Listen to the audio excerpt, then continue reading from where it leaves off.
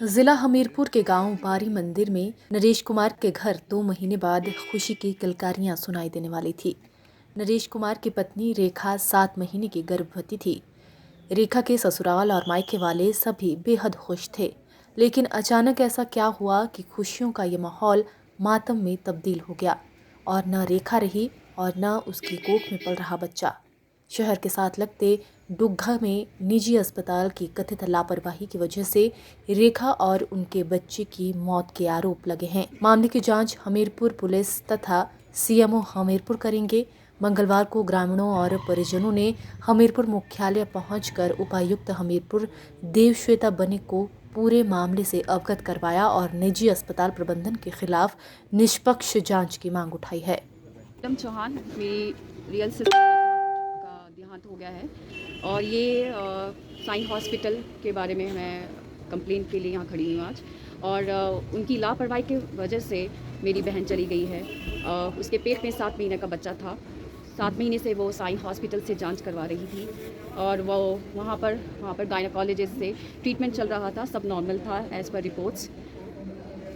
15 तारीख को सुबह इन्होंने एक एग्ज़ाम हमें एंजियोग्राफी करने को बोला था, पहले 14 तारीख के आसपास। हम 15 की सुबह एंजियोग्राफी करने गए एज़ पर ताहिर डॉक्टर, जो कि साइन हॉस्पिटल के डॉक्टर है। और वहाँ पर हमने रिपोर्ट लेके उन्हीं को कंसल्ट किया।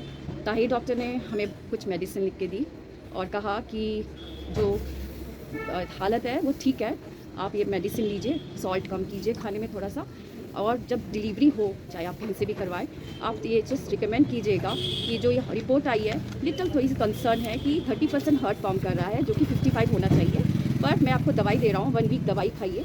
उन्होंने कोई भी ऐसी मेडिकल इमरजेंसी का हमें इन्फॉर्म नहीं किया कि हम इनको आगे कहीं और ले जा सके या किसी और हॉस्पिटल्स पे रिकमेंड करने को बोला।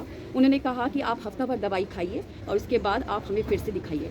उन्होंने बोला अपने एक बार आप ये जो मेडिसिन मैं लिख रहा हूँ आप अपने गायनेकोलॉजिस्ट से एक बार दिखा दीजिए। तो हमने वहीं पर जो ट्रीटमेंट चल रहा था उसके गायनेकोलॉजिस्ट को दिखाया। उन्होंने कहा इट्स नॉर्मल, ठीक है आप ले सकते हो मेडिसिन, जिसमें बीपी की भी थी और उनके को एक ऐसी मेडिसिन थे जिससे यूरिन बार बार पास होगा, और एक विटामिन B1 की भी दवाई थी।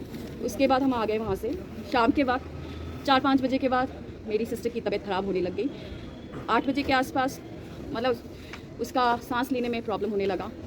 उसको पेट में कोई दर्द नहीं था, कोई भी ऐसा इशू नहीं था कि बच्चे के रिगार्डिंग कुछ भी था, क्योंकि नॉर्मल रिपोर्ट थी।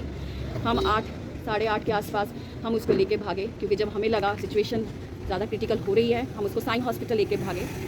मैंने रास्ते से इमरजेंसी कॉल साइन हॉस्पिटल में कॉल किया कि हम एक इमरजेंसी में आ रहे हैं, आपसे मेरी सिस्टर का ट्रीटमेंट चल रहा है, प्लीज़ आप रेडी रहिए स्ट्रेचर के साथ। उन्होंने कहा ठीक है मैम आप आ जाइए। हम पहुँचे इमरजेंसी में, वहाँ नीचे कोई नहीं था, डोर क्लोज था, हम इधर उधर भाग रहे थे, कोई स्ट्रेचर नहीं था। उसके बाद मेरी बहन वहाँ पर अपना कॉन्शियसनेस खो रही थी, उसको उठा के हम गोदी में थे, कोई स्ट्रेचर नहीं था।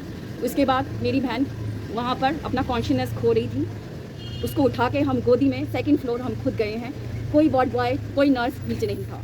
वहाँ रिसेप्शन में एक नर्स खड़ी थी।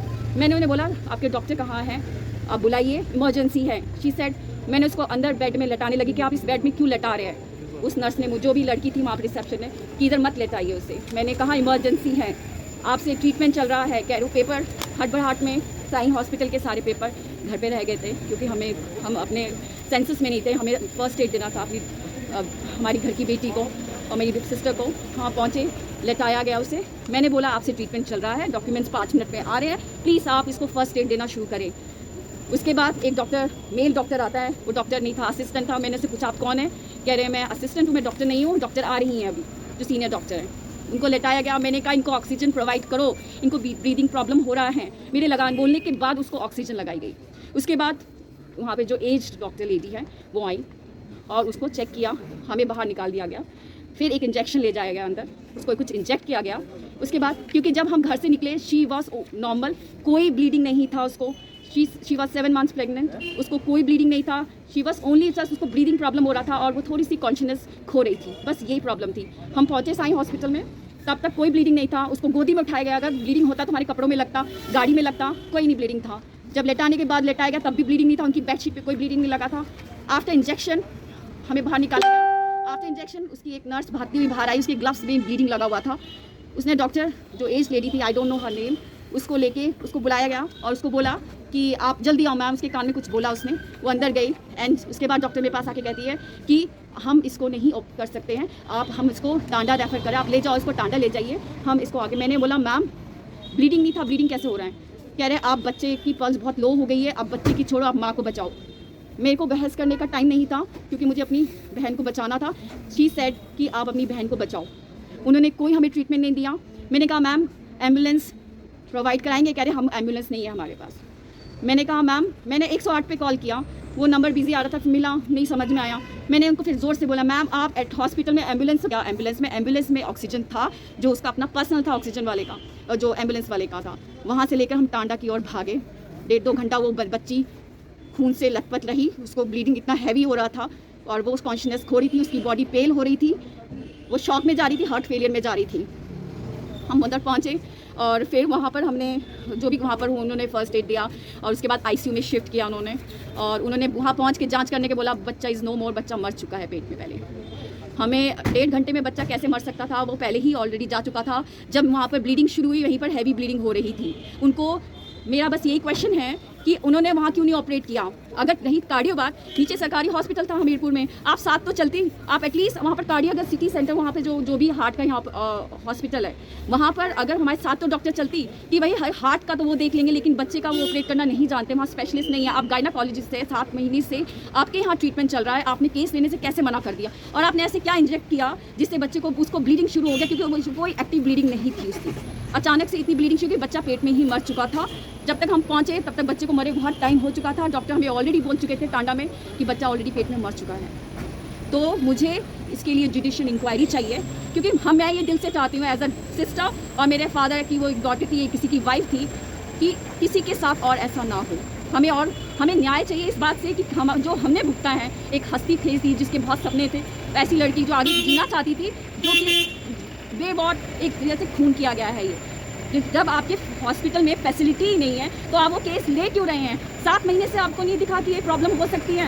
एट ए टाइम आप हाथ खड़े कैसे कर सकते हो? अगर आप ऑपरेट नहीं करना तो आप हॉस्पिटल खोल के क्यों बैठे हैं? किसी की ज़िंदगी, आपके लिए तो बस नो मोर कहना रहता है कि हम आप रेफर कर देते हैं टांडा। किसी की ज़िंदगी चली गई, किसी की बेटी चली गई, किसी की पत्नी चली गई, किसी की बहन चली गई, आपका क्या जा रहा है? किसी का बच्चा चला गया, उसका पहला बच्चा था, उसके भी सपने थे। तो मैं यही बस न्याय चाहती हूँ, मुझे न्याय जुडिशियल इंक्वायरी चाहिए। और ये अगर मैं यही बस रिक्वेस्ट करती हूँ कि हमें न्याय चाहिए। न्याय भी सिर्फ इसलिए चाहिए कि जो हमारे साथ और किसी और के साथ ना हो। और अगर ये न्याय जात नहीं की ये हमें हेल्थ डिपार्टमेंट है, डिस्ट्रिक्ट हेल्थ डिपार्टमेंट के अंदर चाहिए, तभी हमें चाहिए। और मैं ये दिल से आपसे प्रार्थना करती हूँ, प्लीज़ आप हमारी मांग को आगे तक पहुँचाएँ। धन्यवाद।